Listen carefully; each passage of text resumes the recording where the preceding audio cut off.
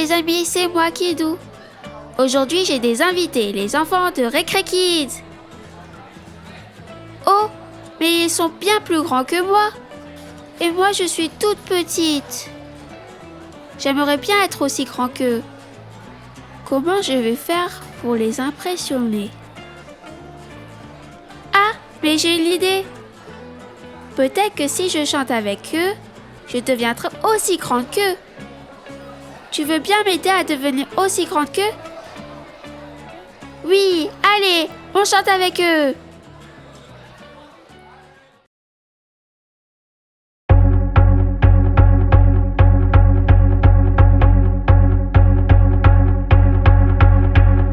Je veux le proclamer du sommet des montagnes.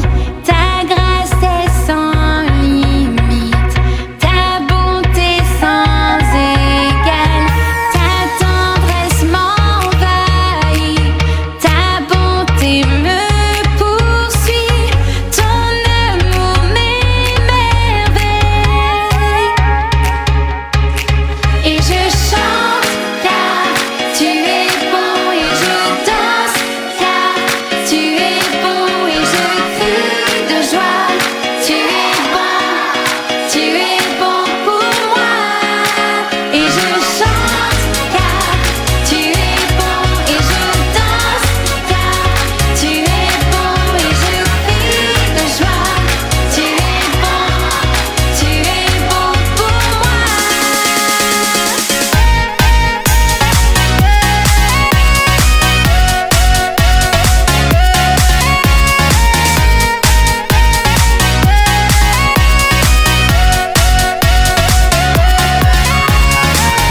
Rien dans tout l'univers à toi ne se compare.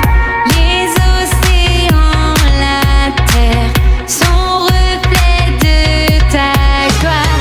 Dans mes plus sombres nuits, ta splendeur m'éblouit, ton amour m'émerveille. Et je chante car tu es bon, et je danse car tu es bon, et je crie de joie. Tu es bon pour moi.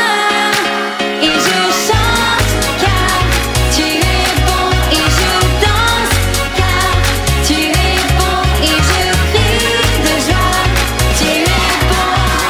Tu es bon pour moi.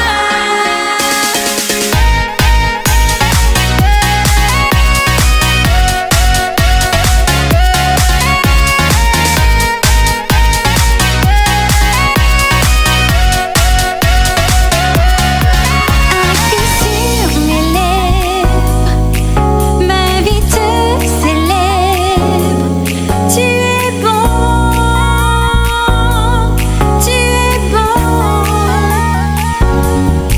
Vent, soleil, pluie, mon cœur te redit. Tu es bon, tu es bon. Et je chante car tu es bon, et je danse car tu es bon, et je crie de joie. Tu es bon pour moi. Et je chante car tu es bon, et je danse car tu es bon, et je crie de joie. Tu es bon pour moi.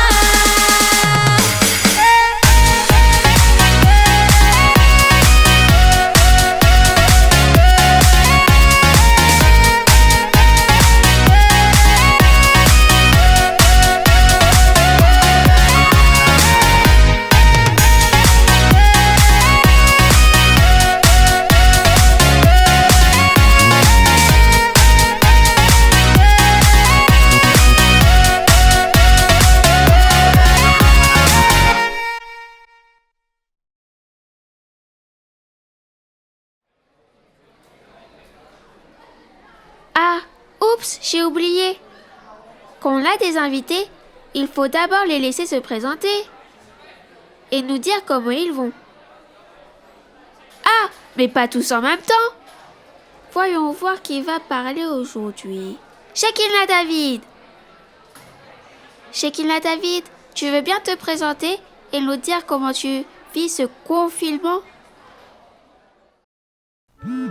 T'as un message. T'as un message.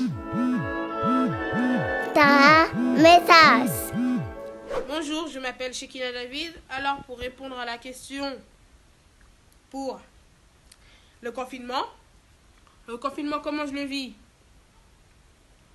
Ça peut aller. Vraiment, ça peut aller. Même si parfois c'est énervant. On peut se le dire, c'est énervant. Alors, c'est cool. Parce que, tu vas pas à l'école. Même si tu travailles à la maison, mais tu vas pas à l'école. Du coup, pas besoin d'aller faire des allers-retours. T'es à la maison, c'est cool. Ce qui est moins cool, c'est que tu peux pas sortir. 2, tu peux pas sortir quand il fait beau dehors. C'est ça qui est énervant. Ce qui est aussi énervant, c'est les devoirs. Parce que pour faire passer mon temps, bien sûr, il y a des devoirs que les profs envoient. Et ouais, du coup, le truc, c'est que en envoyant les devoirs, ils envoient les devoirs via Pronote. Et en envoyant via Pronote, ils nous donnent les devoirs. Sauf que le plus problème, c'est que quand tu es dans une classe assez bruyante, tu n'as pas le temps de faire tout en classe. Du coup, le programme que normalement tu dois faire en 1 heure, bah tu le fais pas. Du coup, quand les profs ils nous donnent du travail qu'on doit faire pendant 1 heure, c'est compliqué. Tu n'as pas l'habitude. Ça, c'est le problème du confinement aussi, c'est parce qu'on ne peut pas voir nos amis. À part en visioconférence, c'est très dur aussi. Voilà.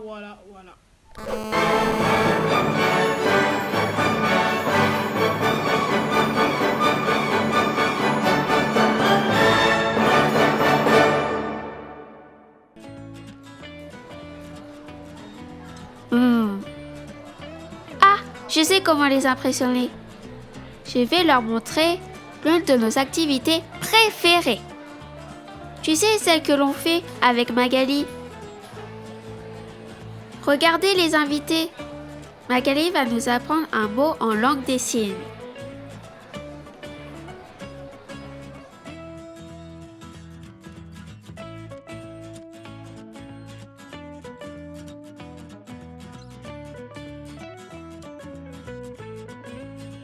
Bonjour les enfants, vous allez bien? Je m'appelle Magali. Aujourd'hui, vous allez apprendre le signe.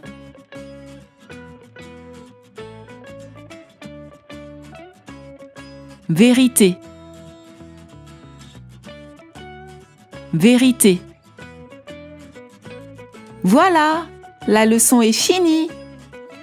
Au revoir.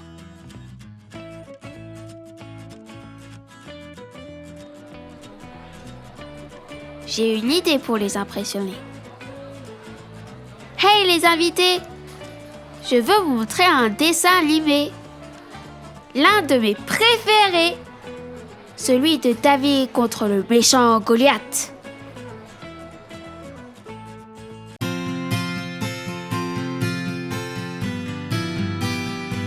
Tu te souviens de l'histoire de Samuel, ce petit garçon qui avait entendu Dieu lui parler? Eh bien, Samuel est devenu vieux. Pendant toutes les années de sa vie, il s'est occupé des gens, il a réglé des conflits, il a dirigé le peuple. Et toujours, Dieu a continué de lui parler.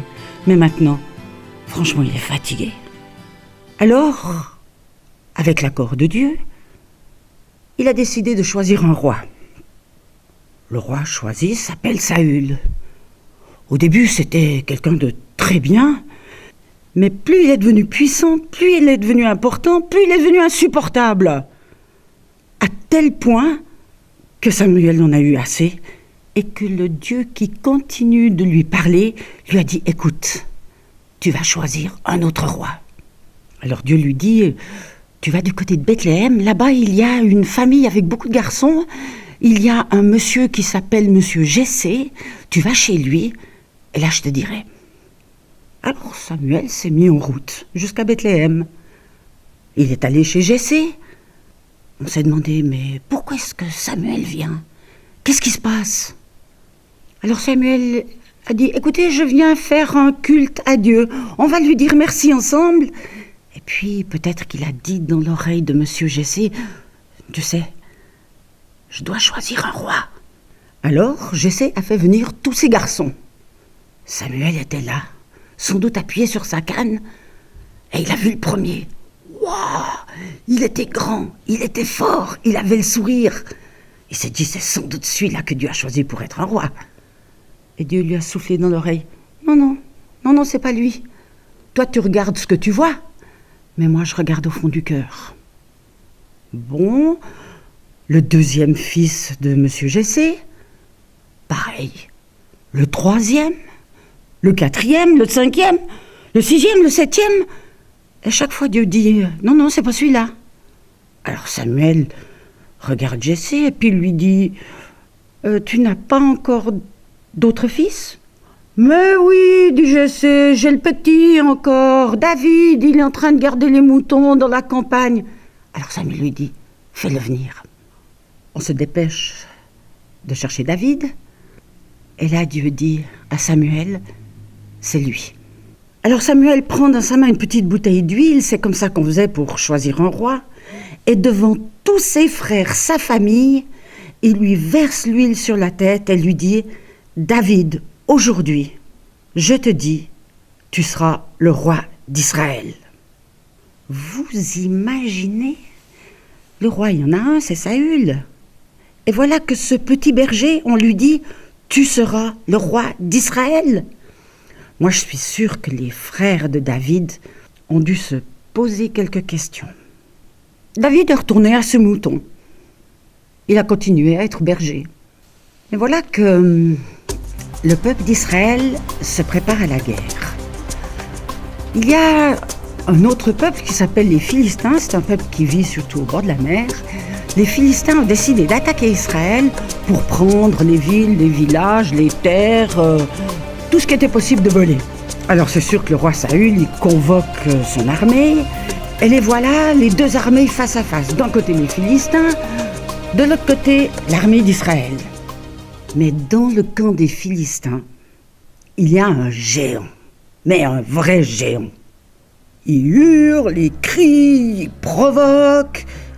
Il a un casque, un bouclier, une lance énorme, une épée.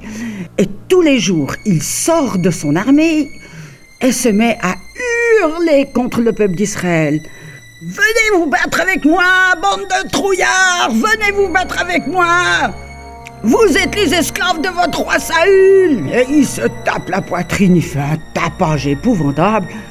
Et l'armée d'Israël recule. Elle a peur. Mais c'est normal. Et ça dure pendant 40 jours. Il sort le matin, il sort le soir. Et le matin et le soir, l'armée d'Israël recule. Pendant ce temps, David garde toujours ses moutons. Alors un jour, son papa, monsieur Jessé, lui dit « Écoute, tu voudrais pas aller du côté du champ de bataille, voir comment vont tes frères ?» Parce que les frères sont engagés dans l'armée, bien sûr. Tu leur apporteras du pain, du fromage, des petits cadeaux, et puis surtout, tu vas voir ce qui se passe. Et tu reviendras me le dire. Alors David s'en va rejoindre l'armée d'Israël. Arrivé là-bas, il assiste à la sortie du géant, qui recommence à crier « Bande de lâches, venez vous battre avec moi !» Alors il se renseigne, il dit « C'est qui ?» Alors on lui dit « Mais écoute, c'est Goliath, le géant Goliath. » Mais qu'est-ce qu'il fait? Pourquoi il crie comme ça? Eh ben, il veut tous nous massacrer. Et tout le monde a peur. Alors David, il se renseigne, il pose des questions à droite, à gauche. Comment? Il n'y a personne qui peut aller le combattre. Puis son frère lui dit écoute David, maintenant tu arrêtes de poser des questions, ça suffit. Tu es un petit orgueilleux. Tu vas, s'il te plaît, rentrer à la maison et puis nous laisser nous battre nous-mêmes. Hein. Le grand frère, il se rappelle que David sera un jour le roi. Mais pour l'instant, il trouve que le petit frère, il exagère. Même le roi Saül entend parler de David. Il le fait venir. Alors David lui dit, écoute, roi Saül, je vais aller combattre ce géant. Mais Saül lui dit, mais écoute, tu n'es qu'un petit berger. Lui, c'est un homme de guerre depuis des années. Tu vas te faire battre. Alors David lui dit, écoute, quand il y a un lion qui attaque mes moutons, je saute sur le lion et je l'égorge. Eh bien, je ferai exactement la même chose avec ce géant. Alors, Saül lui dit, bon, d'accord, vas-y. Alors, il lui donne son casque, qui est très lourd, il lui donne son armure, son épée. David enfile tout le matériel, mais il n'arrive pas à marcher, c'est pas possible, tout est trop lourd. Alors, il enlève le casque, il enlève l'armure, il pose l'épée, et il dit au roi Saül, écoute, j'ai pas l'habitude, je me débrouille. Il file au bord du ruisseau. Là, il choisit 5 petites pierres bien rondes. Il les met dans son sac et s'avance à la rencontre du géant. Quand Goliath le voit, il se met à rire et à crier « Qu'est-ce que c'est que ce petit moustique qui vient se combattre avec moi ? Je vais te tuer et tous les oiseaux du ciel vont venir te manger !» Alors David répond « Ouais, toi tu viens avec une épée, avec une lance, avec un bouclier, avec un casque. Eh ben moi, je viens au nom du Dieu d'Israël et il n'a pas besoin d'épée pour gagner. » Alors David prend sa petite pierre, la met dans sa fronde, tourne la fronde et hop, schlatch, avec la pierre qui s'enfonce dans le front de Goliath. Goliath tombe par terre et David court vers lui, attrape son épée et lui coupe la tête. Quand les Philistins ont vu que leur champion était tombé, ils se sont mis à courir dans tous les sens, à partir à toute vitesse. Et l'armée du peuple d'Israël a commencé à leur courir après et à les battre à plate couture. Et voilà, David, grâce au Dieu d'Israël, il a gagné. La fête qu'ils ont fait. Après, on a passé dans les villages avec David sur les épaules et tout le monde est sorti pour l'applaudir. On a même inventé une chanson qui disait « Le roi Saül, il a battu 1000 ennemis, mais David en a battu 10 000, hurrah, hurrah !» Et on continue à chanter la chanson « Le roi Saül a battu 1000 ennemis et David 10 000 !» Et Saül, le roi, a entendu la chanson et ça l'a mis fort en colère. Et vous savez ce qu'il a dit ? Avec un peu de chance, ils vont encore le faire roi. Ce qu'il ne savait pas, Saül, c'est que justement David deviendrait le grand roi d'Israël.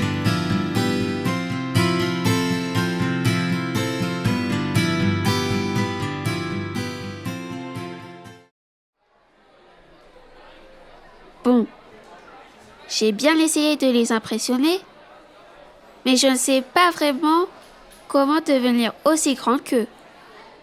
Peut-être que la Bible pourrait me dire quoi faire.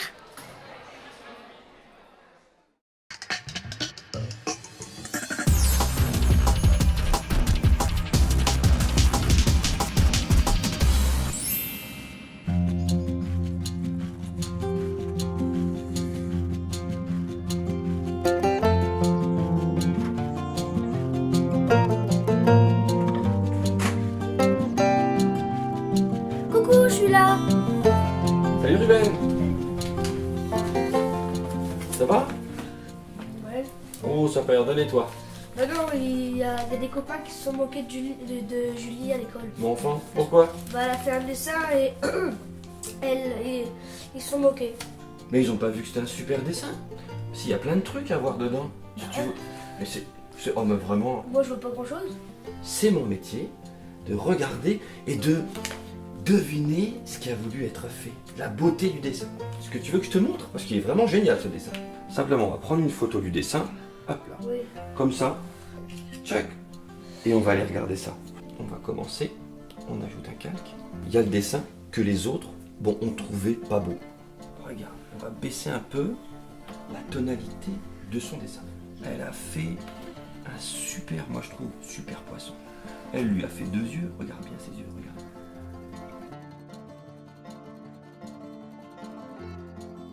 Là, t'as le ventre du poisson, bien sûr. Tu le vois, hein, ça je suppose. Hein. Ah oui. Voilà. La queue du poisson qui sort comme ça. Ok. Juste là, qu'est-ce que t'en penses jusque là? Bah c'est trop bien. Sympathique, hein? Pourquoi marquer bravo Julie? Ah mais t'as raison, on va le mettre le marquer tout de suite, regarde. Bravo Julie. On lui met des petites bulles au poisson? Bah oui. Parce que c'est quand même dans l'eau qu'il est.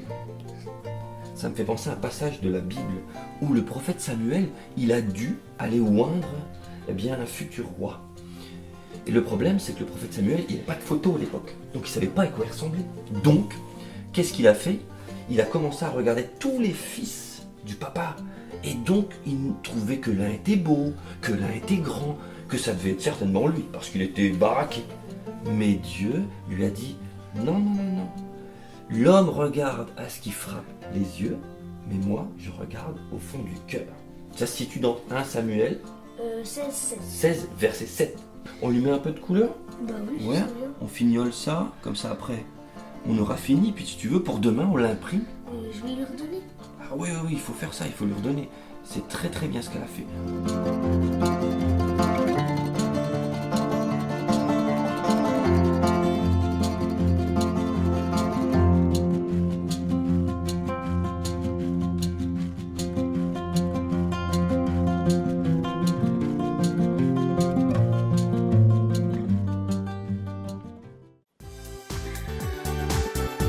Écoute cette chanson, tu vas voir, c'est génial. On y va? L'homme regarde à ce qui frappe les yeux, mais Dieu regarde au fond du cœur. L'homme regarde à ce qui frappe les yeux, mais Dieu regarde au cœur. Allez, ensemble. L'homme regarde à ce qui frappe les yeux, mais Dieu regarde au fond du cœur. Oh. L'homme regarde à ce qui frappe les yeux, mais Dieu regarde au cœur. Alors on y va. La la la la la la la la la. La la la la la la la. Oh. La la la la la la la la la. 1 Samuel 16:7. Oh. 1 Samuel 16:7. Et une dernière fois plus fort. 1 Samuel 16:7.